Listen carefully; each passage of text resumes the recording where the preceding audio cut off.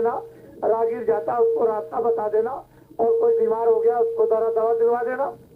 ये पुण्य के काम है, आदर सत्कार इससे अगर कर रहे हो तो सब चीज आ जाए। तो अच्छा तुम बोलो सबके दो। देखो मेरा नाम तुलसीदास, आश्रम है मथुरा में, जय गुरुदेव नाम का प्रचार करता हूँ। तो जय गुरुदेव नाम उस परम पिता परमात्मा भगवान ईश्वर का नाम है, मेरा नाम नहीं है, उस परमात्मा का नाम। तो तुम सब लोग बच्चे और बच्चियों जोर से भगवान के नाम को बोला, बोलो जय गुरुदेव, बोलो जय गुरुदेव, जोर से बच्चे बोलो जय गुरुदेव, और जोर से बोलो जय गुरुदेव। अच्छा हुआ याद हो गया बच्चे बच्चियों को, ये सुनने को मिल गया।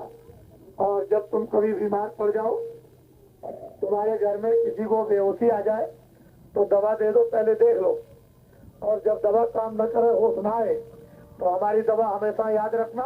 उसके कान पर मुंह लगा करके 10 बार जय गुरुदेव भगवान का नाम बोलो, जय गुरुदेव भगवान का नाम बोलो। 10 बार बोलोगे तो धीरे से आँख खोल देगा और होश में आ जाएगा। और तुम बच्चों जब स्कूल में पढ़ने जाओ, जब इम्तहान देने लगो और सवाल जब तुम भूल जाओ तो कलम कागज पट्टी रख देना, और अंदर अंदर जय गुरुदेव बोलना, तो सवाल याद हो जाएगा। पट्टी और कलम उठा करके लिख देना, पास हो जाओगे। और क्या चाहिए।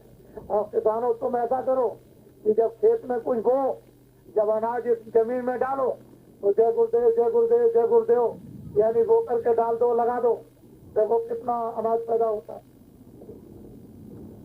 अरे तुम कम से कम देखो तो एक दो नहीं, हर तरह से आपको परीक्षा लेनी पड़ेगी। जब परीक्षा ले लोगे तभी तुम्हारा काम हो जाएगा। और इस काबिले को दर्शन दो। बड़े ध्यान से सुनो किसानों, अच्छी तरह से।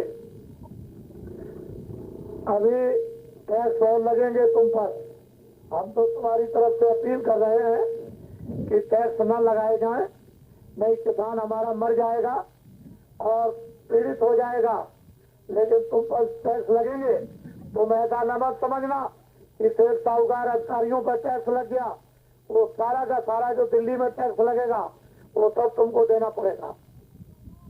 पहले तुम समझ लो, सेठ साहूकार अपने पास से एक नया पैसा नहीं देगा। तुम बाजार में जब सामान खरीदने जाओगे, हजारों किस्म के सामान खरीदोगे, उसी में से वो तुमसे ले लेगा। अपने पास से नया पैसा नहीं देगा, और न ये कर्मचारी अधिकारी देंगे। इसको याद रखना, ये सब तुमको देना पड़ेगा। तो इसलिए आगे बड़ी भारी तकलीफ आने वाली और टैक्स लगेंगे। और हम तो ये चाहते हैं, सरकार से प्रार्थना ही करते हैं, हम और तो कुछ करते नहीं है, उससे अपील करते हैं कि देखो टैक्स मत लगाओ, डीजल बढ़ जाएगा, मिट्टी का तेल बढ़ जाएगा, पेट्रोल बढ़ जाएगा, और खाद बढ़ा दिया, और ये बढ़ा दिया, और बीज बढ़ा दिया, और इन पर लोहे लक्कड़ पर बढ़ा दिया, लोहा भी बढ़ गया। इन सब चीजों पर जो दाम बढ़ा दिया गया है, सीमेंट पर बढ़ा दिया, तो बेचारे किसान मर जाएंगे और कोई भी अपना घर नहीं बना सकता। तो इसके ऊपर ऐसी दया कृपा करो, क्योंकि आपका तो कभी पूरा पड़ेगा ही नहीं। आप तो हमेशा टैक्स लगाओगे और महंगाई करोगे और कह दोगे कि अब की बार हम गरीबों की गरीबी दूर कर देंगे। तो ये तो अभी बोल रहे, पहले भी बोलते आए और गरीबी दूर हुई नहीं, और गरीबी आ गई और हम रोने लगे और चिल्लाने लगे। तो इसलिए ये संदेशा आपका ये पूरा देखो, कर्मचारी अधिकारी तुमको तकलीफ है, बाबा जी ये चाहते हैं कि जो जज न्याय करते हैं उनकी महीने में तनख्वाह 10,000 रुपए, और उनसे जो छोटे अधिकारी हैं उनकी 6,000, और उनसे छोटे अधिकारी हैं उनकी 4,000, और जो सबसे छोटा कर्मचारी है उसकी 2,000। अगर तुम मेरा साथ दे दो तो मैं ये करवा करके दिखा दूं।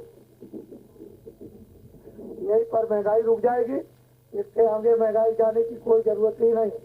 और यही आज ही के दिन टैक्स रुक जाएंगे, और थोड़े ही समय के अंतर्गत इस पर विचार करके महंगाई कम और टैक्स भी कम हो जाएंगे।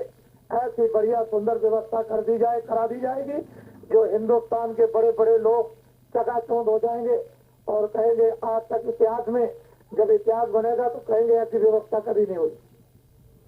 तो ये मत समझो इस बाबा जी की खोपड़ी में क्या है, ये अभी तुमको मालूम नहीं। तो अभी मैं इधर आया नहीं हूँ, वैसे मैं उत्तरी बिहार में तो गया और पूरा बिहार जगा के आ गया हूँ। ऐसा मत समझो अब ये दक्षिणी जो बिहार रह गया इसको भी जगा के छोड़े देता हूँ। और तुम जितने भी कर्मचारी अधिकारी हैं मेरा साथ दो और किसान मेरा साथ दो। मुझे कुछ नहीं चाहिए, मुझे ना राष्ट्रपति की इच्छा, न प्रधानमंत्री की, न मुख्यमंत्री की। मैं तो जब आऊंगा आपके बीच में तो एक पहाड़िया पर मंच लगाऊंगा और करोड़ों किसानों को इकट्ठा करूंगा और ये पूछूंगा कि अरे किसानों, हमने वचन दिया था, वादा दिया था, बोलो 33 साल का किसानों तुम्हारा ये कर्जा माफ करवा दिया कि नहीं?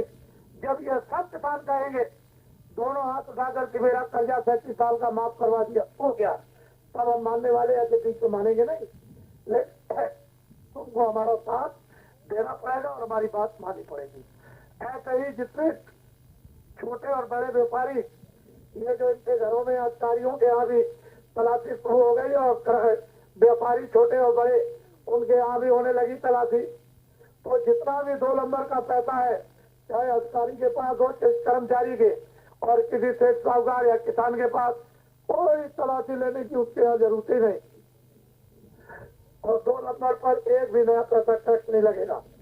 लेकिन हिंदुस्तान के लोग मेरी बात को मान ले तो 2 ही लेन में कानून बन जाएगा और 24 घंटे के अंदर सारे हिंदुस्तान की खाली पूंजी सफेद करवा दी जाएगी। आप क्यों बनाते हो? बात तो मानो। अच्छा बोलो जय गुरुदेव, बोलो जय गुरुदेव। तो अब हमको गांव वासी